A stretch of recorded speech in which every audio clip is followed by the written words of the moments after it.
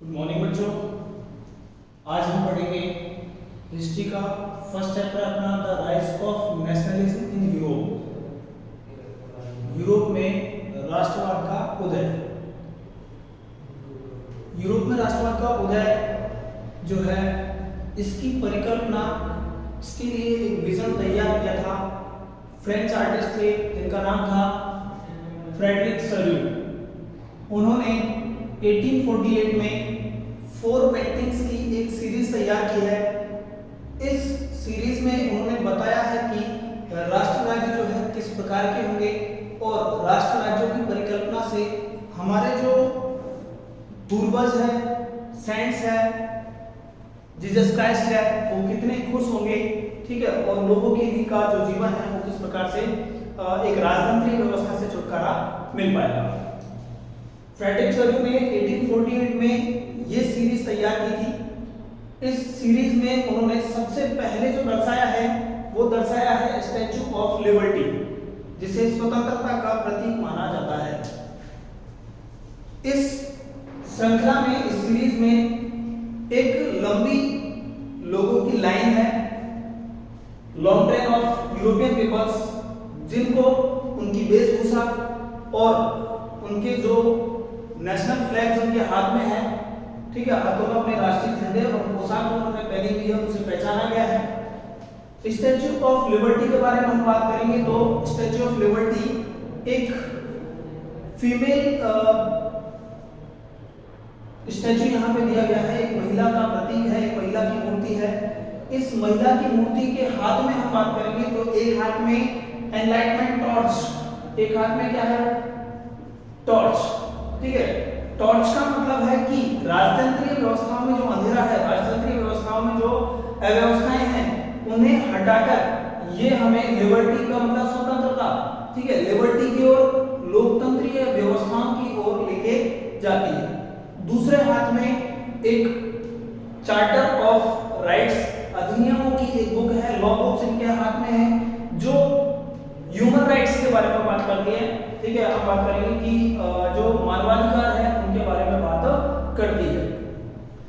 इस ट्रेन में सबसे आगे अमेरिका और स्विट्जरलैंड को बताया गया है।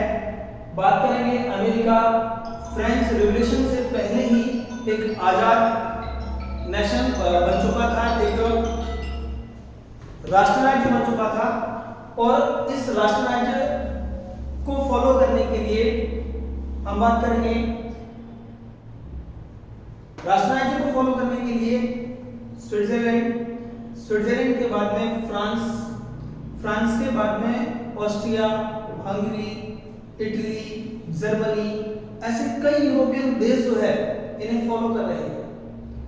मूर्ति के सबसे पास फ्रांस को बताया गया है, जो कि राष्ट्र राज्य बनने के कगार पे था, ठीक है।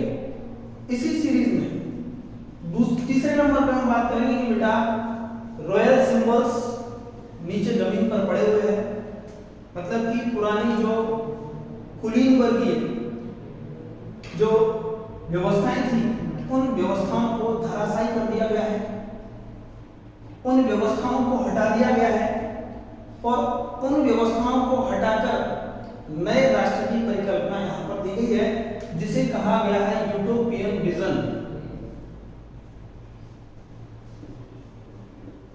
यूटोपियन विजन, ठीक है, ये फ्रेडरिक सल्यू की परिकल्पना है, जिसमें वो ये बताया गया है। इसी चित्र में चौथा जो चित्र बताया गया है वो हेवन से, स्वर्ग से जीसस क्राइस्ट, संत, एंजल्स लोगों को, यूरोपियन पीपल्स को ब्लेसिंग्स कर रहे हैं कि भैया ये जो व्यवस्थाएं आपने स्टार्ट की है, ये व्यवस्थाएं बहुत ही बढ़िया राष्ट्र राज्यों की परिकल्पना प्रस्तुत करती है। आगे हम इसी चैप्टर में अपना जो नेक्स्ट पार्ट है, जो आप नाइन्थ क्लास में क्लियर कर चुके हो, the French revolution.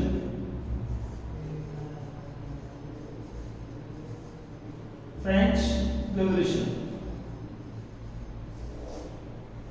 French revolution आपने पढ़ा 14 जुलाई 1789 को बास्तील शहर से प्रारंभ हुआ और पूरे फ्रांस में स्वतंत्रता की आग लेकर आया। फ्रेंच रेवोल्यूशन के बारे में हम नेक्स्ट चैप्टर में पढ़ेंगे। आज केवल और केवल फ्रेडरिक सोल्यू की जो परिकल्पना है, 4 चित्रों की जो श्रृंखला है, उसको प्रस्तुत किया गया है। धन्यवाद। और बच्चों, ऐसे ही अपडेट्स पाने के लिए डेली आपके जो सिलेबस है, सिलेबस को क्लियर करने के लिए चैनल पर जुड़े रहिए।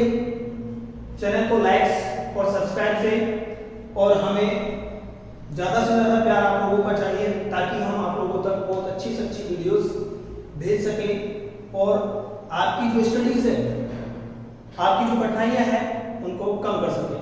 धन्यवाद।